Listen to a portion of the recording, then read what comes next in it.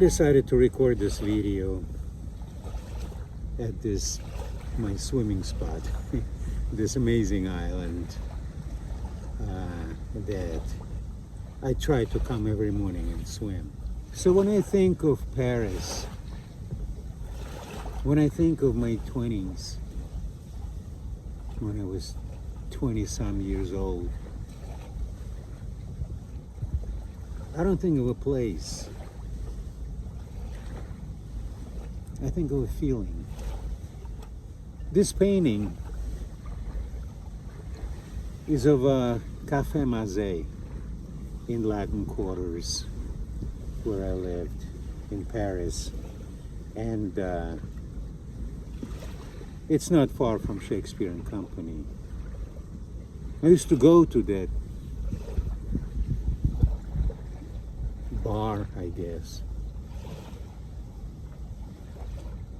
and drink, talk, meet, hoping to find the love of my life, living that bohemian life that I was living. I was wearing this fedora hat, a long white scarf that went around my neck almost all the way to the ground, embroidered Afghan sheepskin coat. I looked bohemian, felt bohemian, and acted as a bohemian. This was whole bohemian year for me. At some point, I called this number that was given to me by a friend in New York, and the guy who answered the call had this really pure American English accent. He said, "Hey, how you doing?" I'm like, "Fine. You want to come over?" He read to me Alice in Wonderland, the whole book, from cover to cover. And I remember sun was rising, and we were there with Alice in Wonderland. I'll never forget that experience. Then he introduced me to other people that lived in that building, and most of them were musicians. Some played double bass. This person was playing double bass in like a world famous French orchestra, classical music. I believe I stayed whether at his place or at some point there was like empty apartment because one of the musicians went to Japan and just left apartment for a month or two. And the mornings were like, we have French breakfast, coffee, baguette, confiture, and smoke hash. And then they would start playing this classical music, this quartet or whatever, just piano and something, reading sheet music, kind of practicing, I suppose. And I was sitting there and sketching them playing, sketching faces, or do a group sketch shot. Emerged into this classical art. Classical, like heavy duty classical.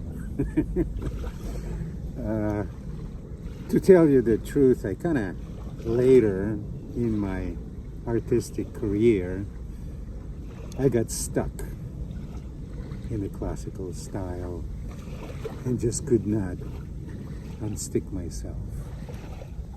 So I had to quit painting. But that's later. I also met this woman who lived in one of the apartments, who I became a really good friend with.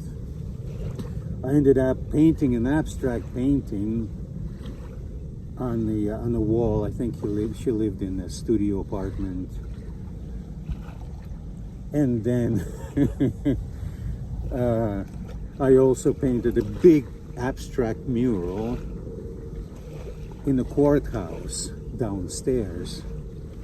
I called it the map of the world, which was not a map of our world. It was a map of my world, the way I saw it. And I remember she joked once.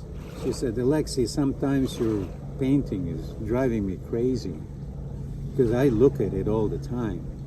When I wake up, first thing I see is your mural on my wall. So if I decided to kill myself and jump out of the window, I will land in front of your other painting."